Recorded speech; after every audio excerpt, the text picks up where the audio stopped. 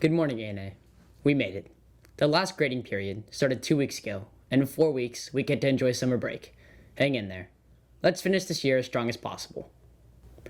The news story we chose to share is about the Ketanji Onyoinka Brown Jackson.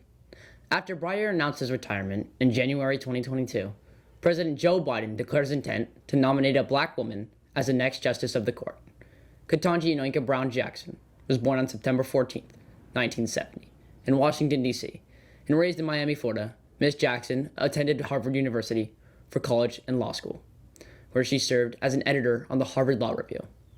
She began her legal career while shadowing 3 government officials, including one with the U.S. Supreme Court Associate Justice Stephen Breyer. Stellar credentials were essential, but President Biden also wanted candidates who would bring a fresh, professional, and demographic diversity to benches across the country, dominated by white males. Asked about race during her confirmation hearing, Jackson responded, "I've experienced life in perhaps a different way than some of my colleagues because of who I am, and that might be valuable." She said, "I hope it would be valuable if I was confirmed to the circuit court." As of April 4th, Ketanji Onyoinka Brown Jackson has been confirmed for her position as a part of the Supreme Court. Justice Jackson is the first black female member of the court. Congratulations. Next up, we have a story about someone here on campus with a huge passion.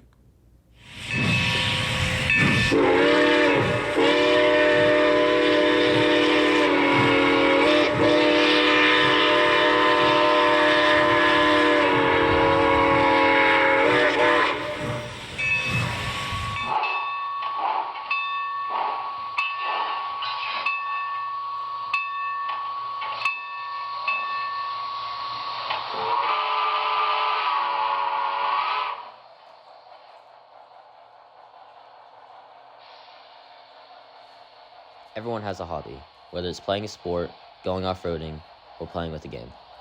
But some have unique interests. Today we're talking to a person who, in this regard, is one of a kind. Almost everyone knows him, and knows him quite well. Bobken Hartunian has been in the hobby of modeling trains for years, and started at quite a young age. I'm talking like 1 year old, I've been into it because apparently there's a photo that my mother has of me with the train shirt on. It's funny because I didn't even know that until she showed me. I'm like, oh my God. So I guess you could say that it started from all the way since I've been. The things haven't always been the smoothest for him. It's kind of difficult for me because of the fact of where I am and where my hobby stands. I've always been the odd one out because, liking trains and all that. Years ago, I used to get made fun of for it so much, and it's just like, okay, He's been able to put all this aside and link up with people outside of school to host something interesting to most outside of the hobby. I own and operate a group outside of the school, and we make content for a railroad simulator. Upon the topic, we decided to ask for a little more information about the group. We've been going since 2018. It's been going all right, even though we have a hiccup here and there, but I mean, you're going to have that, especially when you're working with a group, similar to your age group, although some are a bit younger, but nonetheless, On the topic of 3D modeling, we asked to see some of his work.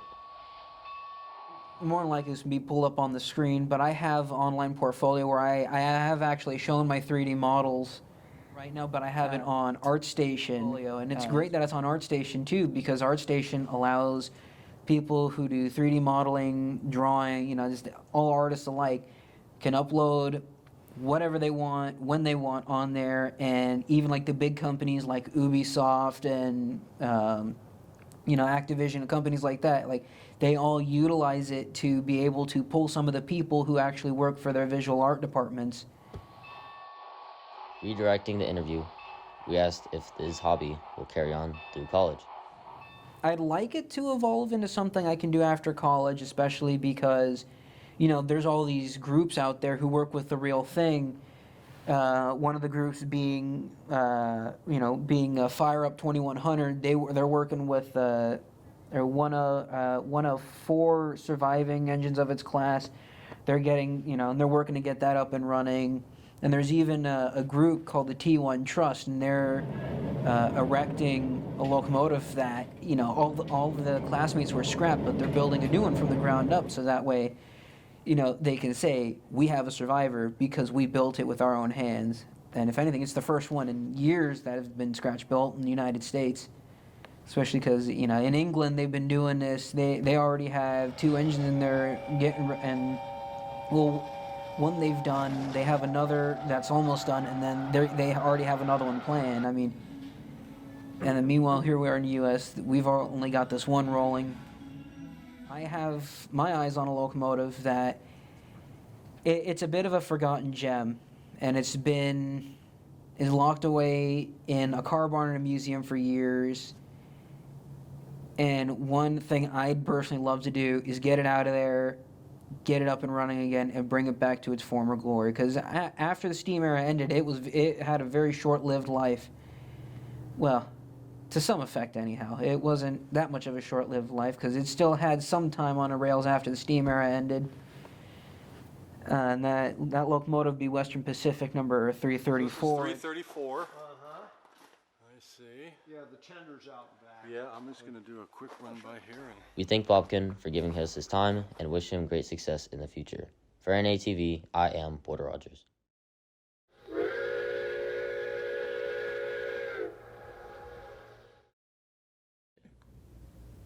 Thank you, Porter Rogers. Good job, Bobken. We now take a look at clubs on campus.